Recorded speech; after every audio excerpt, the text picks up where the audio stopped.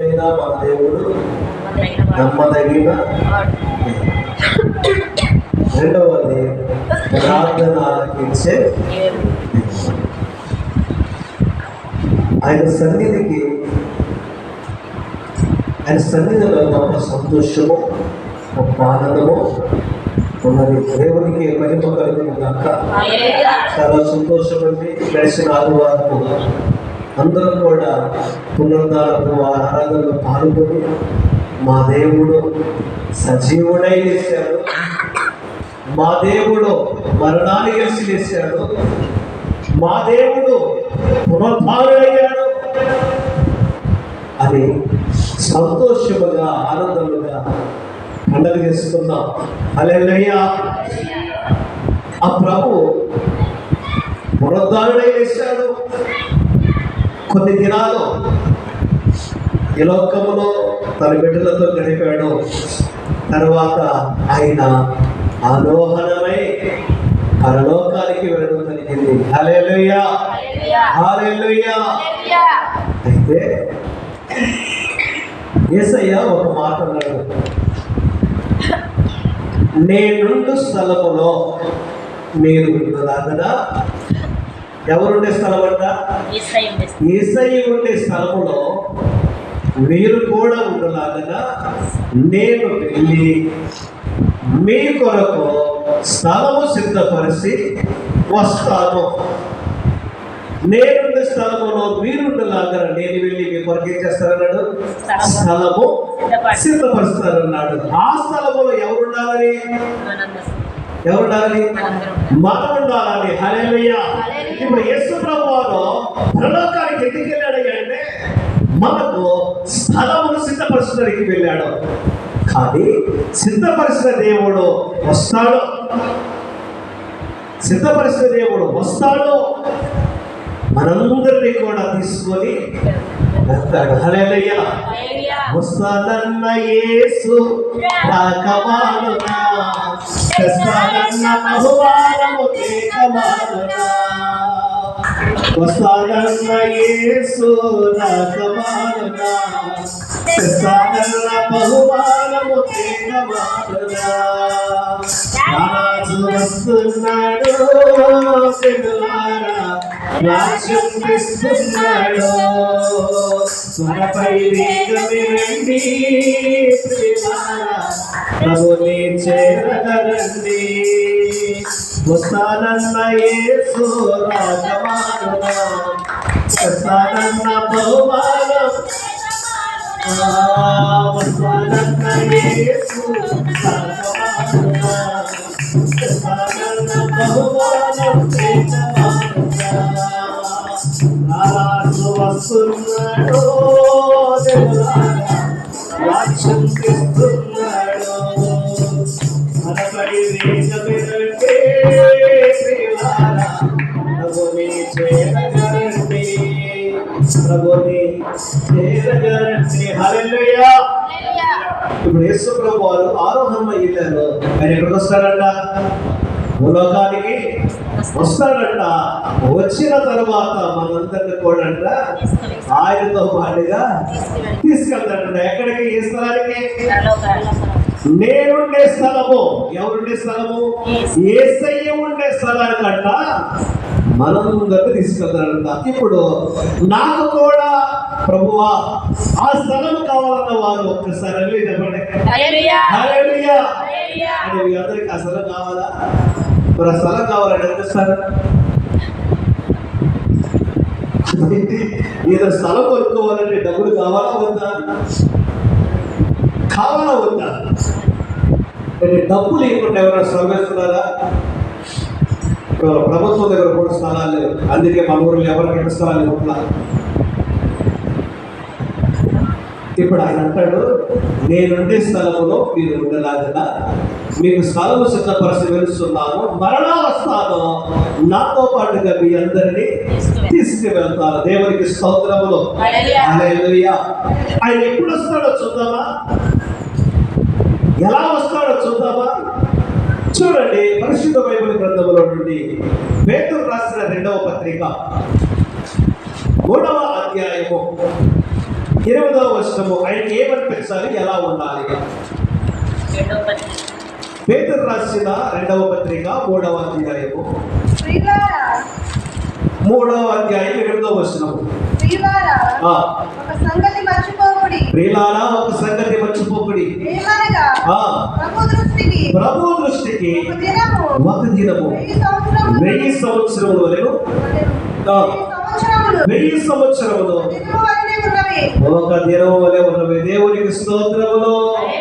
ఎప్పుడు వస్తాడంట ఆయన? ఒక్క దినమంట 1000 సంవత్సరాలుగా ఎప్పుడైతే ఆయన కనిపిస్తుందో అప్పుడు వస్తాడు. మరి అప్పుడు వరకు ఆయన ఎందుకు రావడు? అసలు యేసు ప్రభు వారు ఆలస్యం చేయడానికి గల కారణం ఏంటి? ఎందుకు ఆయన ఆలస్యం చేస్తున్నాడు? వస్తాడన్నా యేసు వస్తాడా రాడా? చెప్పండి. ప్రసాద్ ప్రియాంకలో మాట చెప్పారు, నిద్ర లేకుండా కూడా ప్రయాణం చేసి వచ్చి ఈ రోజు దేవుని సన్నిధిలో పాల్గొన్నారు. దేవునికి స్తోత్రములు. దేవుడు వాళ్ళని దీవించరుగా. అక్క రాత్రి నిద్ర లేకుండా ఈ మధ్యాహ్నకాల సమయంలో దేవుని సన్నిధిలో గడిపేవారు ఉన్నారు లేరా? ఉన్నారు. దేవునికి స్తోత్రములు. దేవుడు మిమ్మల్ని దీవించరుగా. అక్క అయితే యేసయ్య ఎందుకు ఆలస్యం చేస్తున్నాడు తెలుసండి? 9వ వచనం చదువుకుందాం.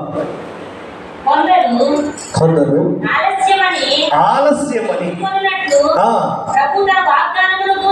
ప్రభు తన వాగ్దానమును గురించి ఆలస్యం చేయవాడు కాదు, ఎవడును నశింపవలనని చెప్పగా. అక్కడ ఆగుదామండి. యేసు ప్రభు వారు ఆలస్యం ఎందుకు చేస్తున్నారంటే ఎవరు కూడా నశించిపోకూడదు. ఎవరు అంటే ఇంటిలో భార్య రక్షణ పొందుకుంది, భర్తకు రక్షణ లేదు. భర్త రక్షణ పొందుకున్నాడు, భార్యకు రక్షణ లేదు. భార్యాభర్తల రక్షణ పొందుకున్నారు, బిడ్డలకు రక్షణ లేదు. బిడ్డల రక్షణ పొందుకున్నారు, తల్లిదండ్రులకు రక్షణ లేదు. ఇప్పుడు దేవుని యొక్క ఉద్దేశం ఏంటో తెలుసండి? అందరూ రక్షణ పొందుకోవాలి, అందరూ మారుమనసు పొందాలి, అందరూ దేవునికి పిల్లలుగా మారాలి. హల్లెలూయా. దేవుని కుమారులుగా, దేవుని కుమార్తెలుగా పిలువబడాలి. దేవుడు ఆలస్యం ఎందుకు చేస్తున్నాడంటే ఎవడునో నశించకూడదు. అమ్మా, నీటిలో అంట ఎవరు నశించుకోకూడదు. నీ బంధువు కావచ్చు, నీ స్నేహితుడు కావచ్చు, నీకు కలిగిన వారు ఎవరైనా కావచ్చు, వరే కాకూడదు, నశించుకోకూడదు. దేవుడు మన జీవితాల్లో ఒక్కొక్క జీవితంలో ఒక్కొక్క సాక్ష్యాన్ని పెట్టాడు. భార్య భర్తను మార్చుకుంది, ఆ కూతురు తల్లిదండ్రులు మార్చుకుంది, ఆ కుటుంబాన్ని మార్చుకుంది, అత్తగారిని మార్చుకుంది. దేవునికి స్తోత్రములు. హల్లెలూయా. అయితే యేసయ్య ఎందుకు ఆలస్యం చేస్తున్నాడంటే ఎవరు కూడా నశించిపోకూడదు. అసలు దేవుడి యొక్క ఉద్దేశం ఏంటి? అందరికీ రక్షణ అందాలి. హల్లెలూయా. అన్ని కుటుంబాలు రక్షణ పొందుకోవాలి, అందరూ సంతోషంగా ఉండాలి. చదువుదామా? యెహెజ్కేలు గ్రంథము 18వ అధ్యాయము 23వ వచనం చదువుకుందాము. యెహెజ్కేలు గ్రంథము 18వ అధ్యాయము 23వ వచనం. దుష్టులు మరణము నొందుట చేత నాకే మాత్రమైన సంతోషము కనుగొన వారు తన ప్రవర్తనను దిద్దుకొనటే నాకు సంతోషం. ఇప్పుడు ఎవరైనా దుష్టులుగా ఉన్నారనుకోండి, వారు మరణించటము దేవునికి ఇష్టము కాదు. వాడు నరహంతకుడా, దుర్మార్గుడా, రకరకాలైనటువంటి లోక సంబంధమైన వాటికి అలవాటు పడి పాడైపోయిన వాడా ఎవరైనా కావచ్చు, ఎవరైనా కావచ్చు, వారంట మరణము నొందుట చేత నాకే మాత్రమైన సంతోషము కలుగునా అంటున్నాడు దేవుడు. దేవుడు నువ్వు మరణిస్తే ఆయన సంతోషించేవాడు కాదండి. నువ్వు చెడిపోతుంటే సంతోషించేవాడు కాదు, నువ్వు బాధపడుతుంటే సంతోషించేవాడు కాదు, నువ్వు ఏడుస్తుంటే సంతోషించేవాడు కాదు. ఆయన ఏమంటున్నాడు తెలుసా? వారు తన ప్రవర్తనను దిద్దుకొనటియే. ఒక్కొక్కరంట ప్రవర్తన మార్చుకోవాలి. హల్లెలూయా. ఏం మార్చుకోవాలి? ప్రవర్తన అంటే ఏంటండి? ప్రవర్తన అంటే ఏంటి? అలవాటులు. ఇప్పటి వరకు తిట్టుపోతూ, చిండపోతూ, తిరిగిపోతూ, ఆ పోతూ ఈ పోతుగా ఉన్నామనుకోండి, అవన్నీ ఏం చేయాలి? మార్చుకోవాలి. ఇప్పుడు ఏం చేయాలి అంటే దిద్దుకోవాలి. ఏం దిద్దుకోవాలి? తన ప్రవర్తనను సరి చేసుకోవాలి. ఇప్పుడు వరకు మనం లోకంలో బ్రతికామనుకోండి, ఆ బ్రతుకుని విడిచిపెట్టాలి. అబద్ధాలు ఆడామనుకోండి, అబద్ధాలను వదిలిపెట్టేయాలి. మోసం చేసావా? మోసాన్ని వదిలిపెట్టేయాలి. దూషించావా? ఆ మాటలు వదిలేయాలి. ఎగతాళి చేసావా? వాటిని వదిలేయాలి. గాయపరిచావా? వాటిని వదిలేయాలి. ఇప్పుడు ప్రవర్తనను మార్చుకునే వారిగా ఉండాలి. హల్లెలూయా. దేవుడు ఆలస్యం ఎందుకు చేస్తున్నాడంటే నీ ప్రవర్తన మార్చుకుంటావేమో అని, నీ బ్రతుకును మార్చుకుంటావేమో అని. ఎందుకో తెలుసా? ఆయన నిన్ను ఆయన పోలికలో సృజించుకున్నాడు కాబట్టి. హల్లెలూయా. హల్లెలూయా. ఏం దిద్దుకోవాలంట? నెంబర్ 1 ఏం దిద్దుకోవాలని కోరుకున్నాడు దేవుడు? ప్రవర్తనను దిద్దుకోవాలని కోరుకుంటున్నాడు. ప్రతిరోజు గొడవ పడుతున్నావా? అది మార్చుకోవాలని దేవుడు కోరుకుంటున్నాడు. దిద్దుకో, ప్రవర్తన మార్చుకో. ఇప్పుడు యేసయ్య దగ్గరకు నువ్వు 1,00,000 రూపాయలు తీసుకొచ్చి ఆయన దగ్గర పెట్టావు, 1 కేజీ బంగారం తీసుకొచ్చి ఆయన దగ్గర పెట్టావు, నీకున్న ఆస్తి అంతా తీసుకొచ్చి ఆయన దగ్గర పెట్టావు. యేసయ్య దేని వైపు చూస్తాడో చెప్పండి?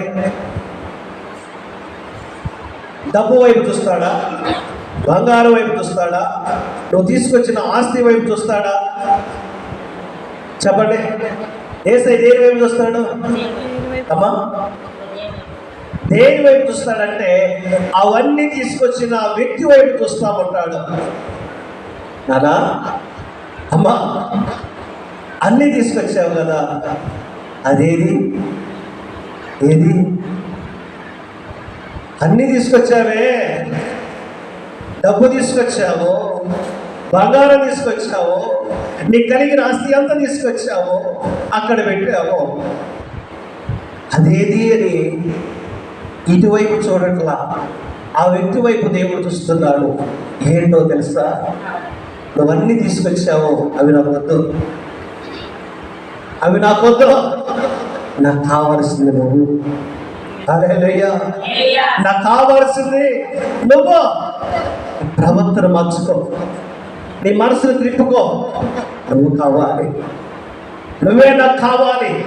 నేను నిన్ను ప్రేమిస్తున్నాను, నీ కోసమే నేను ఆలోచన చేస్తున్నాను, నీ కోసం ఎదురు చూస్తున్నాను. నువ్వు నశించబోతుంటే నేను తట్టుకోలేకపోతున్నాను, నువ్వు పాడైపోతుంటే నేను భరించలేకపోతున్నాను, నువ్వు చెడిపోతుంటే చూసి నేను తట్టుకోలేకపోతున్నాను, నా గుండె బద్దలైపోతుంది. ఇందుకేనా నేను ప్రాణం పెట్టింది, ఇందుకేనా నేను రక్తం కాల్చింది, ఇందుకేనా నేను నిందలు మోసింది, అవమానాలు భరించింది అని ఆ వ్యక్తి వైపే చూస్తూ ఉంటాడు. హల్లెలూయా. హల్లెలూయా.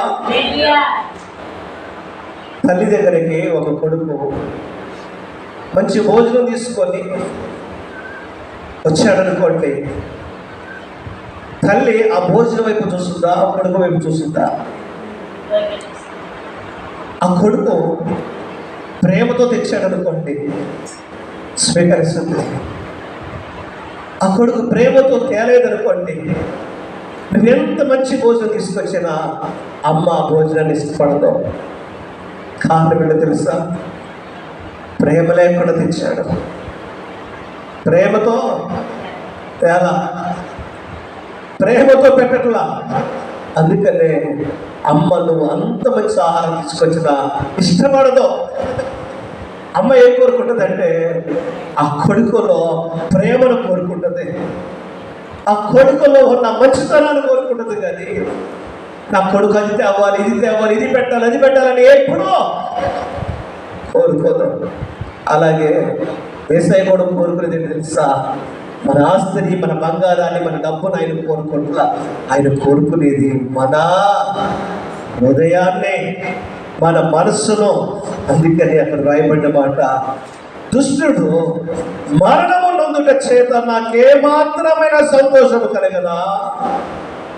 ఒక దుష్టుడు చనిపోతుంటే ఆయన ఇష్టపడడంట. ఎందుకనండి? ఎవరైనా మనకి కీడు చేసిన వాళ్ళకి ఏదైనా జరిగిందనుకోండి, మనకి ఎలా ఉంటుంది? జరగాలి అంటాం. కానీ ఆయన అంటాడు, దుష్టులు ఈ లోకంలో చాలా మంది యేసయ్యను హింసించేవారు ఉన్నారు, దూషించేవారు ఉన్నారు, అవమానపరిచేవారు ఉన్నారు, హేళన చేసేవారు ఉన్నారు, కేర్ చేసేవారు ఉన్నారు, అన్ని రకాలుగా బాధ పెట్టేవారు ఉన్నారు. అయినా వారి వైపు ఆయన ఏం చేస్తున్నాడంటే ప్రేమతో చూస్తున్నాడు. ఎంతగా హింసించిననో ఆయన ఏం చేస్తున్నాడంటే ప్రేమతో చూడటం ప్రారంభించాడు. కారణం ఏంటో తెలుసండి? కారణం ఏంటో తెలుసా? మనసును మార్చుకుంటాడేమో అని, ప్రవర్తన బాగు చేసుకుంటాడేమో అని, దిద్దుకుంటాడేమో. ఇప్పుడు చెప్పండి, దేవుడికి ఎవరు కావాలంట? దేవుడికి ఎవరు కావాలి? దేవుడు ఆశీర్వాదం చేస్తున్నాడు. ఎవరి కోసం చేస్తున్నాడు?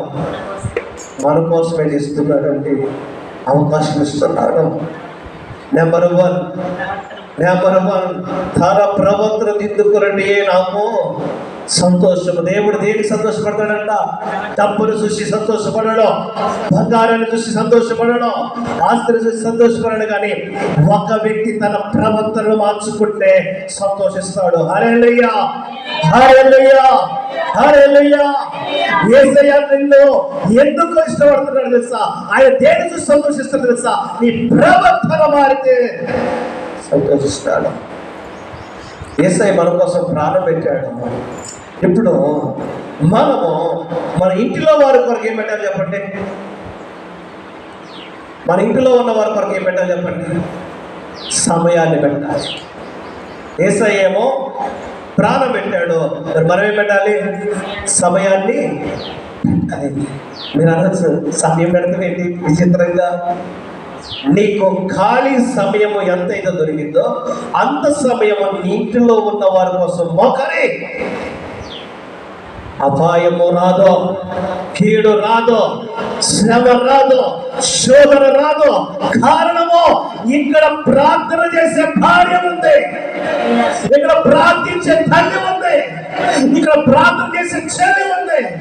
వారి క్షేమ యోగ భాగముల కోసము ఏ వ్యక్తి అయితే ప్రార్థన చేస్తూ ఉంటారో వారిని దేవుడు క్షేమముగా కాపాడతాడు. హల్లెలూయా, హల్లెలూయా. దుష్టుడు తన దుష్టత్వములో నుండి మరణము నొందుట చేత నాకేమాత్రము ఇష్టమో కాదు, సంతోషము కాదు. నాకు సంతోషం ఏంటో తెలుసా? నాకు సంతోషం ఏంటో తెలుసా? తన ప్రవర్తన దిద్దుకున్నట్టే నాకు సంతోషము. కొడుకు ₹1,00,00,000 తీసుకొని ఇస్తాడంటే కాదు సంతోషము. వాడు మనిషిగా బ్రతికితే సంతోషము, వాడు మానవత్వము కలిగి బ్రతికితే సంతోషము, వాడు ప్రేమను రాగాలు కలిగి ఉంటే సంతోషము. అది లేనప్పుడు ఎన్ని ఉన్నా వ్యర్థమే, వ్యర్థమే. దేవునికి స్తోత్రములు. యెహెజ్కేలు గ్రంథం 18వ అధ్యాయం 32వ వచనం కూడా చదువుకుందాము. యెహెజ్కేలు గ్రంథము 18వ అధ్యాయం 32వ వచనము. మరణము నొందువాడు మరణము నొందుటకై నేను సంతోషించువాడును కాను. మీరు మనస్సును త్రిప్పుకొనడి, అప్పుడు మీరు బ్రతుకుతారు. హల్లెలూయా. సంతోషంగా బ్రతకాలంటే ఏం తిప్పుకోవాలంట? మనసును తిప్పుకోవాలంట. ఇప్పుడు మరణమునందు వాడు మరణమునందుటను బట్టి నేను సంతోషించేవాడును. ఇందాకేమన్నాడు? దుష్టుడు మరణమునందుటను బట్టి నేను సంతోషించేవాడు కాదు. ఇప్పుడేమంటున్నాడు? మరణమునందు వాడు, మరణానికి సిద్ధమైన వాడు మరణించడం వలన నాకు సంతోషం లేదు, కానీ మీరు మనసు తిప్పుకోరని. అబ్బా, ఏం తిప్పుకోవాలి ఇప్పుడు? పిల్లలు రోజు తిప్పుతూనే ఉంటారు, చక్రాలు తిప్పుతారు, బొంగరాలు తిప్పుతారు. అసలు ఎంత ఎండలో అయినా సరే పరిగెడుతూనే ఉంటారు. వేగం 120 కిలోమీటర్ల వేగంతో పరిగెడతారు. ఆడ పేర్లు పెట్టుకుంటాడు. ఈడంట రేసు గుర్రమంట, ఆడమంట, ఇలా రకరకాలైన పేర్లు పెట్టుకుంటున్నారు. హల్లెలూయా. చక్రాలు తిప్పుతూనే ఉంటారంట. కానీ యేసయ్య అంటాడు, పిల్లలేమో చక్రాలు తిప్పుతున్నారు, మరి మీరేం చెప్తారో? ఏం చెప్పాలంట? మనం మనసు మారాలి, మనసే మారాలి. మారిన మనసు దేవునికి ఇస్తే ఫలితం ఉంటుంది. మారిన మనసు దేవునికి ఇస్తే ఫలితం ఉంటుంది. మారాలి, నీ మనసే మారాలి. మారిన మనసు దేవునికి ఇస్తే. హల్లెలూయా. అమ్మా, దేవునికి ఏమి ఇయ్యాలన్న? డబ్బు ఇయ్యాలా? బంగారం ఇయ్యాలా? ఏంటి ఇయ్యాలా? భూములు ఇయ్యాలా? ఇళ్ళ స్థలాలు ఇయ్యాలా? ఏమి ఇయ్యాలి? మారిన మనసు దేవునికి ఇస్తే మారామంటూ ఆ మసగలు కాస్త సాగకపోతే ఏం కొడతారంట? మస్కా కళ్ళు కమ్ముతారంట. ఎక్కడ? నేను మారిపోయా. మారిపోవడం కాదు, మనస్సు మారాలి, మనస్సును తిప్పుకోవాలి. హల్లెలూయా. ఏం చెప్పాలి? ఒక డ్రైవరు ఒక బస్సును నడిపించాలంటే దానికి ఒకటి ఉంటుంది. ఏంటిది? స్టీరింగ్ ఉంటుంది. ఆ స్టీరింగ్ తిప్పితేనే అది టర్నింగ్ తిరిగింది. స్టీరింగ్ కనుక తిప్పకుండా వదిలిపెడితే తిన్నగా ఎడకపోతే, లేకపోతే ఎక్కడికి వెళ్తే? చెట్టు ఉంటే చెట్టుని కొద్దిద్ది, పొట్టు ఉంటే పొట్టుని కొద్దిద్ది, చెరువు ఉంటే చెరువులో దొక్కింది, కాలువ ఉంటే కాలువలో దొక్కింది. మనము కూడా అంతే. ఈ మనసును ఏం చేయాలంట? తిప్పాలి. మనసును తిప్పేవారిగా ఉండాలి. దేవునికి స్తోత్రములు. ఎవరు మరణించడము దేవునికి ఇష్టము కాదు. ఏ ఒక్క వ్యక్తి మరణించడం దేవుడు ఇష్టపడటం లేదు. కానీ హృదయం అంటే ఏం చేయాలి? తిప్పాలి. అప్పుడు మీరు బ్రతుకుదురు. అమ్మా, సంతోషంగా ఒక వ్యక్తి బ్రతకాలి, ఒక కుటుంబం బ్రతకాలంటే హృదయాన్ని తిప్పుకోవాలి. ఎటు తిప్పాలి? హృదయం దేవుని వైపు. అప్పుడు వారికి ఎటు తిరుగుతుంది? లోకములో తిరుగుతూ ఉంది. ఇప్పుడు లోకములో ఉన్న హృదయాన్ని దేవుని వైపు తిప్పుకున్నప్పుడు బ్రతుకుతారంట. హల్లెలూయా. చూడండి, ఇంకో మాట చెప్తాను.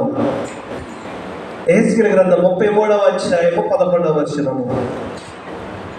33:11. కాగా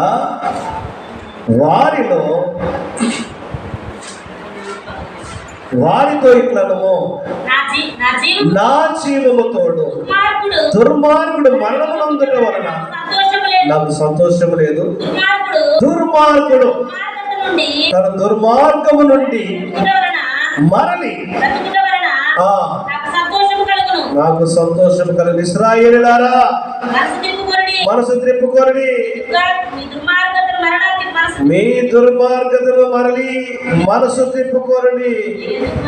మీరెందుకు మరణమునందానికి ఇష్టపడుతున్నారు? అమ్మా, ఇప్పుడు ఏం చేయాలంటే చెప్పండి. దుర్మార్గుడు ఏం చేయాలి? తన దుర్మార్గాన్ని విడిచిపెట్టాలి. హల్లెలూయా. దుర్మార్గాన్ని విడిచిపెట్టితేనే దేవునికి సంతోషం. అంతేనా? ఏం వదిలిపెట్టాలి చెప్పండి? దుర్మార్గాన్ని వదిలిపెట్టాలంట. అప్పుడు దేవుడు సంతోషిస్తాడు. హల్లెలూయా. హల్లెలూయా. ఆలస్యం ఎందుకు చేస్తున్నాడు దేవుడు చెప్పండి? ఆలస్యం ఎందుకు చేస్తున్నాడు అనుకున్నారు? ఆలస్యం ఎందుకు? బ్రతకాలని. నీటి వారందరూ బ్రతకాలి, నీ కుటుంబం అంతా బ్రతకాలి. భార్య, భర్త, అత్తయ్య, మామయ్య, అమ్మ, నాన్న, చెల్లి, అక్క, బిడ్డలు, కుటుంబం అంతా కూడా దేవుడు అంటాడు బ్రతకాలి, నాతో ఉండాలి.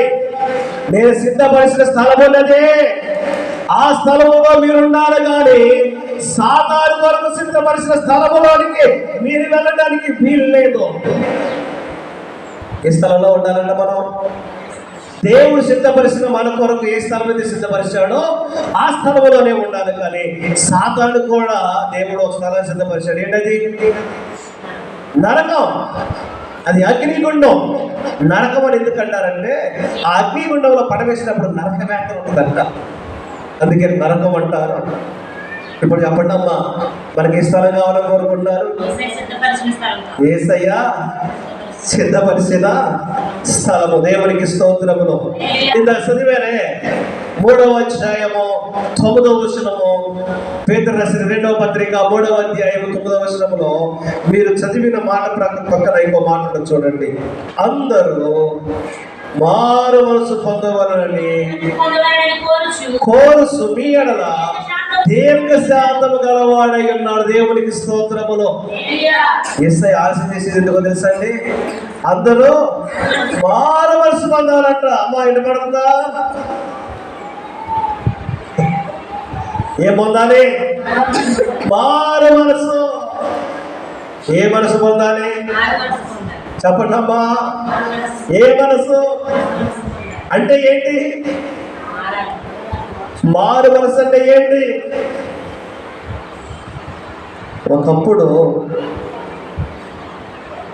ఈ చేతిలో కత్తి పట్టుకొని చిన్న పెద్ద తేడా లేకుండా హింసకుడిగా బ్రతకడం అదొక జీవితం అన్నమాట. మారు మనసు అంటే ఆ కత్తిని ఆడ పారవేయటం అన్నమాట. ఆ కత్తిని అక్కడ పారేసి ఇప్పుడు కత్తి పిచ్చుకుని ఎవడని వచ్చాడు అనండి, అరే బాబు కత్తి పట్టుకోమాకండ్రా, అది మంచిది కాదు, యేసయ్య నమ్ముకోండి, ఇది మారు మనసు. ఒకప్పుడు దుర్మార్గపు మాటలు, కట్టికి బూతులు మాట్లాడేవారు. మారు మనసు అంటే ఇప్పుడు ఆ మాటలు నీ నోట ఏం రాకూడదు. నిన్నేమో బూతు మాట్లాడాము, ఇవాళ ఆ మాట రాకూడదు. మారు మనసు అన్నమాట.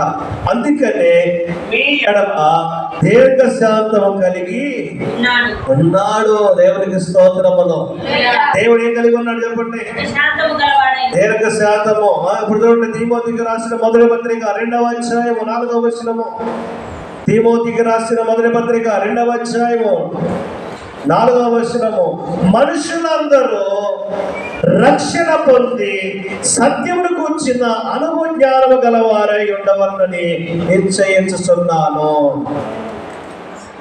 మనుషులందరూ కూడా ఏం పొందాలంట? మామ ఏం పొందాలి? రక్షణ. ఏంటది? రక్షణ పొందుకోవాలి. ఇప్పుడు ఒక మాట అడుగుతా, ఈ క్షణము ఇప్పుడు దాకా యేసయ్య ఏం చేస్తున్నాడన్నా మనం ఆలస్యం చేస్తున్నాడు. యేసయ్య ఇప్పుడు ఆలస్యం చేయకూడదు అనుకున్నాడు. ఆయన దృష్టికి ఒకరోజు ఒక దినము 1000 సంవత్సరాల వలె ఉన్నది. ఇప్పుడు ఆయన రావాలనుకుంటున్నాడు. ఆయన రావాలనుకుంటే నీకు రక్షణ లేదు, నీ ఇంటి వారికి రక్షణ లేదు, నీ భర్తకు రక్షణ లేదు, నీ బిడ్డలకు రక్షణ లేదు, నీకు రక్షణ లేదు, నీ కుటుంబంలో ఎవరికి కూడా రక్షణ లేదు. ఆయన వస్తాడు. ఆయన వచ్చినప్పుడు రక్షణ పొందిన వారిని, మారు మనసు పొందిన వారిని అందరిని కూడా ఆయన వెంట పెట్టుకొని వెళ్ళిపోతాడు. హల్లెలూయా. మరి రక్షణ లేని నీ పరిస్థితి ఏంటి? రక్షణ లేని నీ కుటుంబం పరిస్థితి ఏంటి? బాప్తిస్మం పొందని నీ పరిస్థితి ఏంటి? మారు మనసు పొందని నీ పరిస్థితి ఏంటి? నువ్వు విడవబడతావు. ఏం పడతావు? విడవబడతావు. నువ్వు తృణీకరించబడతావు. నీకు అవకాశం లేదు. ఇప్పుడు యేసయ్య అంటాడు, ఇది అనుకూలమైన సమయము, ఇది రక్షణ దినము. దీపముండగానే ఇల్లు ఇల్లు చక్కదిద్దుకో. ప్రాణముండగానే నీవు ప్రభుని నమ్ముకో. దీపముండగానే ఇల్లు చక్కబెట్టుకో. ప్రాణముండగానే నీవు హల్లెలూయా. అంటే దీపం ఉండగానే ఇల్లు ఏం చేయాలి? శుభ్రం చేసుకోవాలి. దీపం మారిపోయాక నువ్వు అటు ఇటు వెళ్తే ఏం తగులుతావు? ఎలాంటి మేము గుమ్మానికి తగులుతాం, తర్వాత గోడకు తగులుతాం, కింద కాలికి తగిలిందో తెలియదు, కింద బోర్ల పడతాం, మొహం అంతా పచ్చడి. అలాగే అవకాశం ఉన్నప్పుడు రక్షణ పొందుకోకుండా వాయిదాలు ఇస్తున్నాం అనుకోండి, మారు మనసు లేకుండా ఇంకా పాత బ్రతికే బ్రతుకుతున్నాం అనుకోండి, రేపు యేసయ్య సిద్ధపరిచిన స్థలంలోనికి మనం వెళ్ళము. ఆ స్థలంలోనికి వెళ్ళాలంటే, ఆ స్థలంలో ఉండాలి అంటే అర్హత కావాలి. అర్హత లేకుండా ప్రేమించావో ఇది కేవలం నీ కృపయే. యోగ్యత లేకుండా ఇచ్చించావో ఇది కేవలం నీ కృపయే. అర్హత లేకుండా ప్రేమించావో ఇది కేవలం నీ కృపయే. యోగ్యత లేకుండా హెచ్చించావో ఇది కేవలం కృపయే. కృపయే నేనేమయ్యున్నానో నీ కృపయే. కృపయే కృపయే నే బ్రతికియున్నానంటే కృపయే. కృపయే కృపయే నేనేమయ్యున్నానో నీ కృపయే. కృపయే కృపయే నే బ్రతికియున్నానంటే కృపయే. అర్హత లేకుండా ప్రేమించావు ఇది కేవలం నీ కృపయే. యోగ్యత లేకుండా హింసించావు ఇది కేవలం నీ కృపయే. హల్లెలూయా. అర్హత లేకుండా కూడా దేవుడు మనల్ని ఏం చేస్తున్నాడు? ప్రేమిస్తున్నాడు. పాపములో దోషులుగా ఉన్న మనల్ని దేవుడు ప్రేమిస్తున్నాడు. ఆయన అంటాడు, అర్హత లేని నీకు అర్హత ఇస్తున్నాను, రక్షణను పొందుకో, మారుమనస్సు పొందుకో. నాతో పాటుగా నేను నీ స్థలంలో నీవు ఉండాలంటే నువ్వు రక్షణ పొందుకోవాలి, మారుమనస్సు పొందాలి, బాప్తిస్మం పొందుకోవాలి, క్రీస్తు శరీరము రక్తమును నువ్వు స్వీకరించాలి. ఇదేమీ లేకుండా ఒంటిగా ఉంటే ఒంటిగానే ఉండిపోతాము. దేవుడు నీ కొరకు సిద్ధపరిచిన స్థలంలో ఉంటావా? సాతాను కొరకు సిద్ధపరిచిన స్థలములో నీవు ఉంటావా? ఏ స్థలము కావాలి? యేసు సిద్ధపరిచిన స్థలము అది నీ కొరకు. ఆ స్థలములో సంతోషం ఉన్నది, సమాధానం ఉన్నది, ఆనందం ఉన్నది, అక్కడ నిత్య జీవం ఉన్నది. మరి సాతానుకు సిద్ధపరిచిన స్థలములో అక్కడ నిత్యము ఏడుపు, పండ్లు కొరకుట నిత్యము ఉన్నది. ఏ స్థలం కావాలి? యేసయ్య నీ కొరకు సిద్ధపరిచిన స్థలంలో నువ్వు ఉంటే ఆశీర్వాదము. ఈరోజు ఈ మధ్యాహ్న కాల సమయంలో యేసయ్య అన్నాడు, వింటే గనక నీ కుటుంబాన్ని ఎక్కడ నడిపించాలి? దేవునిలోకి నడిపించాలి, రక్షణలోకి నడిపించాలి. రక్షణ కార్యం నీ బ్రతుకుల్లో, నీ కుటుంబంలో జరగాలి. అయితే ఒక మాట చూడండి, యెషయా గ్రంథం 30వ అధ్యాయము 18వ వచనంలో ఈ మాట రాయబడి, కావున మీ యందు దయ చూపవలెనని యెహోవా ఆలస్యం చేస్తున్నాడు. హల్లెలూయా. దేవుడు దయ చూపిస్తున్నాడు. ఇంకా ఎంతకాలము రక్షణ లేకుండా ఉంటాము, ఎంతకాలము బాప్తిస్మం లేకుండా ఉంటాము, ఎంతకాలము నువ్వు మారు మనసు పొందకుండా ఉంటాము. మారు మనసు లేని ఆ 9 మంది కంటే ఆ ఒక్కడిని దేవుడు కోరుకుంటున్నాడు. ఈరోజు ఆ ఒక్కడు నువ్వు కావచ్చు, ఆ ఒక్క వ్యక్తి వెనుక కావచ్చు. దేవుడు కోరుకుంటున్నాడు, మారు మనసు పొందు, రక్షణ పొందుకో, బాప్తిస్మం పొందుకో, నీ బ్రతుకును బాగు చేసుకో. ఈ క్షణంలో యేసయ్య నువ్వు విడవనకూడదు. చూడండి, ప్రపంచం అంతా భయంకరంగా మారిపోయింది. యేసయ్య రాబోతున్నాడనే ఇప్పుడు సోషల్ కనబడుతుంది. రాజ్యం మీద ఒక రాజ్యము, రాష్ట్రం మీద ఒక రాష్ట్రము, దేశం మీద ఒక దేశము, మనుషుల మీద ఒక మనుషులు, తల్లి మీద ఒక పిల్ల, పిల్ల మీద ఒక తల్లి, అత్త మీద ఒక కోడలు, కోడల మీద ఒక అత్త, ఒకరికి ఒకరు ఎక్కడ చూసినా అత్త శత్రువులై ఉన్నారు. ఏ ఇంటిలో సమాధానం లేదు, ఏ వ్యక్తిలో సమాధానం లేదు, ఏ దేశంలో సమాధానం లేదు, ఏ రాష్ట్రంలో సమాధానం లేదు. ఎవరిలో చూసినా ఏమి లేదండి, సమాధానం లేదు. రాబోతున్నాడు యేసు, ఆయన రాబోతున్నాడు. ఇప్పుడు వరకు ఆలస్యం చేశాడు, దయ చూపించాడు, ఏక శాంతము చూపించాడు. ఇప్పటికైనా నువ్వు కళ్ళు తెరవు, ఇప్పటికైనా నీ కళ్ళు తెలిసి ఇదిగో యేసయ్యను ప్రేమిస్తున్నాడని తెలుసుకొని ఆయన పిలుస్తున్నాడు కాబట్టి ఆయన మందిరానికి పరిగెత్తు, ఆయన సన్నిధిలో పశ్చాత్తాపడు, ప్రాయశ్చిత్తం పొందుకో, మోకాలై కన్నీరును దేవుని గోచాడు, నా పాపములు క్షమించమన్నాడు. మనసు తిప్పుకో, హృదయాన్ని తిప్పుకో, జీవితాన్ని బాగు చేసుకో, ఆయన నిన్ను ప్రతిష్ఠిస్తాడు. యుగ యుగాలు చస్తావో, యుగ యుగాలు బ్రతుకుంటావో అది నీ ఇష్టం. బ్రతుకుంటానంటే యేసయ్య దగ్గర రా, యుగ యుగాలు చావాలంటే ఎలా సాతాను నిన్ను పిలుస్తున్నాడు, నీ చేయబట్టుకున్నాడు, నీ వారిష్టం వచ్చిన సాటికి నిన్ను తిప్పుతాడు. ఏది చేయబడి అది చేసుకుంటా చావు. వారితో పాటుగా సిద్ధపరిచిన స్థలంలోనికి నువ్వు కూడా వెళ్తావు. నిత్యము యుగ యుగాలు అక్కడ అగ్ని ఆరదు, నువ్వు చావదు. ఏది కావాలి? అవకాశం ఇస్తున్నాడు దేవుడు, ఇచ్చాడు. ఈ రోజు కూడా చెప్తున్నాడు దేవుడు, ఈ క్షణములో నువ్వు రక్షణ పొందుకుంటే దీవించబడతా, నీ కుటుంబం దీవించబడితే. వాయిదాలతో అది కాదు ఇది కాదు, నీకు రక్షణ కావాలి.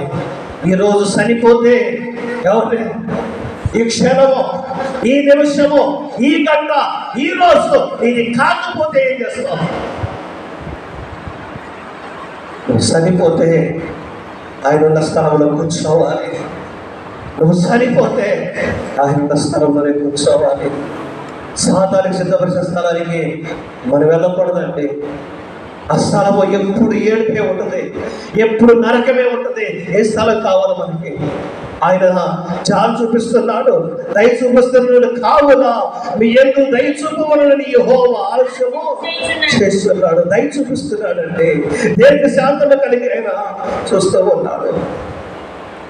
దేవుడు ప్రేమిస్తుంటే అందరికి లోకంగానే ఉంటుంది, దేవుడు ప్రేమిస్తుంటే అందరికి నిర్లక్ష్యంగానే ఉంటుంది. ఎంత గొప్ప రక్షణను నీవు నిర్లక్ష్యం చేసి తప్పించుకుందావా? తప్పించుకోలేము. ఆయన అంటాడు, అర్హత లేదు కదా, నీకు అర్హత నేను ఇచ్చాను. ఎందుకో తెలుసా?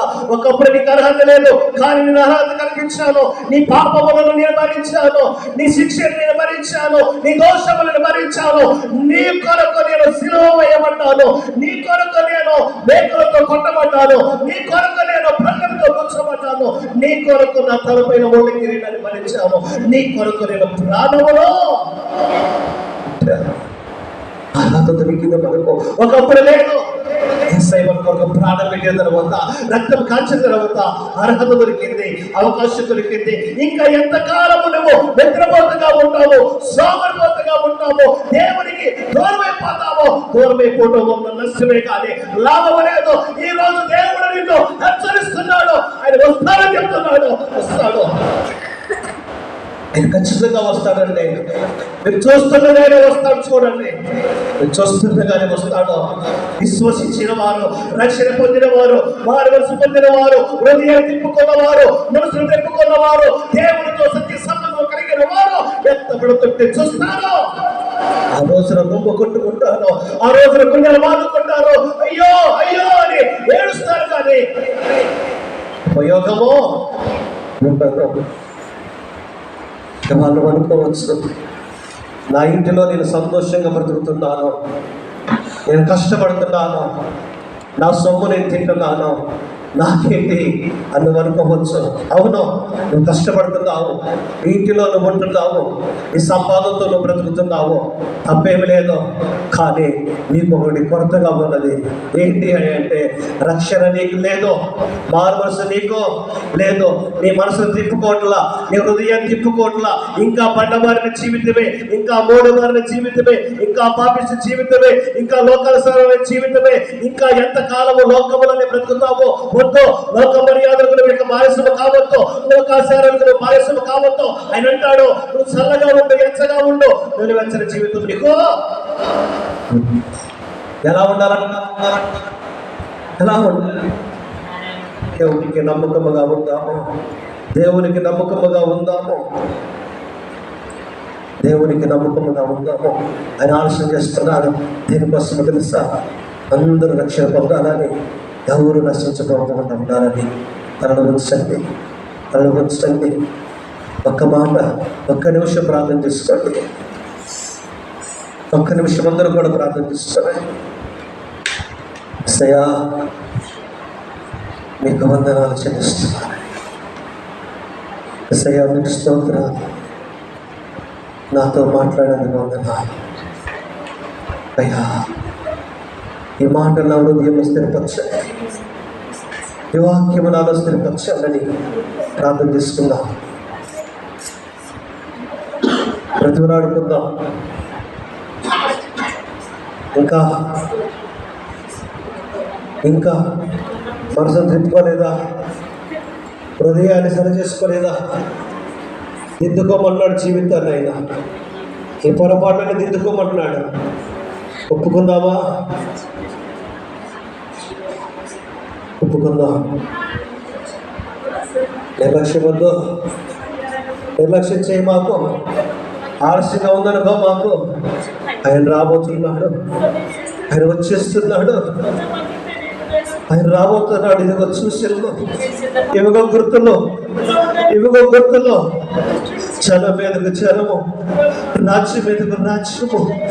ఒక ఇంటిలోనే సమాధానం లేదు, ఒక ఇంటిలోనే సంతోషం లేదు. ఆయన బయలుదేరాడు. నువ్వు ఎలా ఉన్నావు? సిద్ధపడ్డావా? సిద్ధపాటు లేదా? సిద్ధపడు సంగమా, సంగమా సిద్ధపడు. పరిశుద్ధుడు తండ్రి, మహానతుడని కాకడా ప్రతి ఒక్కరూ కూడా మనసులో తిప్పుకొని సిద్ధపడే జీవితాన్ని దయచేయమని యేసు నామమున అడుగుతున్నాము తండ్రి. ఆమేన్.